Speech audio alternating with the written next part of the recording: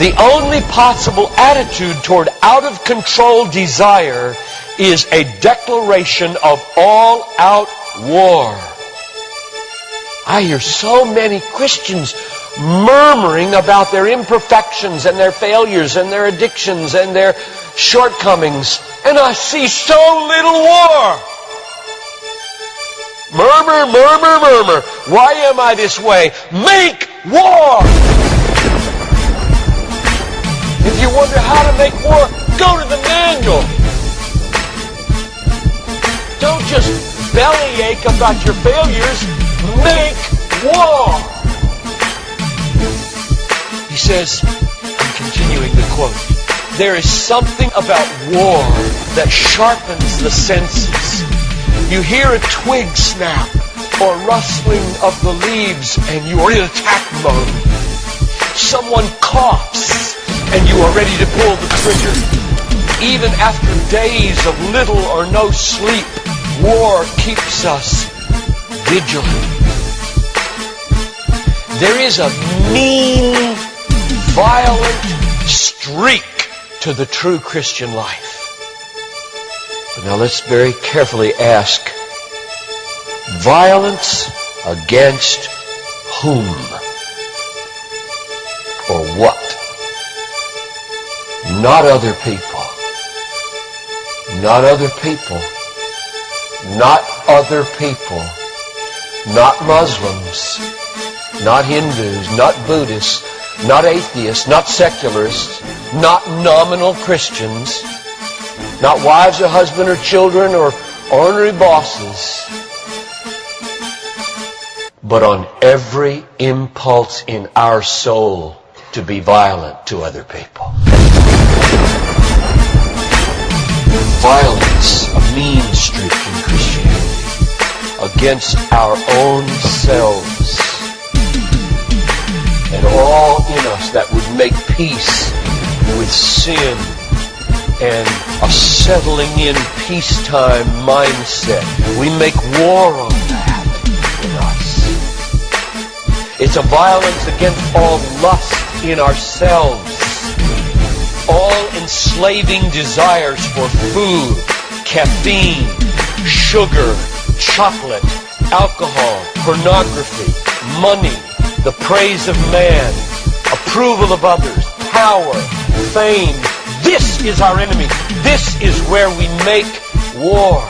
It is a violence against all racism in our souls, all sluggish indifference to injustice in our souls, a violence against all indifference to poverty and indifference to abortion in our souls. Did you know that in the warfare of Romans, Satan doesn't show up until chapter 16?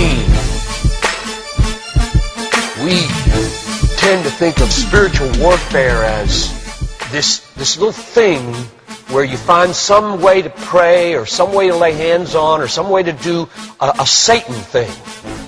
Well, that's important. Believe me, that's important. We war not against flesh and blood, but against principalities and powers and world rulers of this present darkness and spiritual hosts of wickedness in the heavenly places. That's important. But you know what? It's not nearly as important as this. Because the only foothold Satan has in your life is your flesh and your sin. Nobody goes to hell because of Satan. The only reason we go to hell is sin. Much more important than fighting Satan is fighting sin. This warfare in verse 13 is vastly more important than figuring Satan out. Get that. My biggest enemy is not Satan. My biggest enemy is John Piper. And he's the only reason I'll go to hell, not Satan. Satan, you don't have nearly that kind of power. And therefore, I really care about us learning how to do this battle. Christianity is not a settle in, live at peace with the world the way it is religion.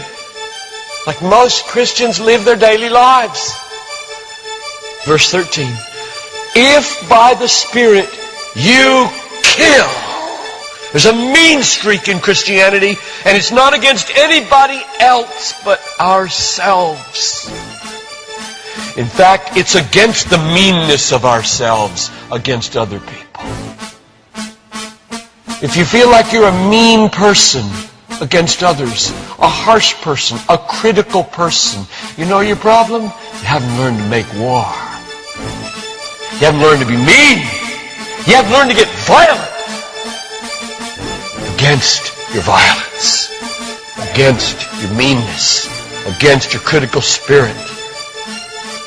And you complain of it, talk about it, but have you made war 24/7 against it?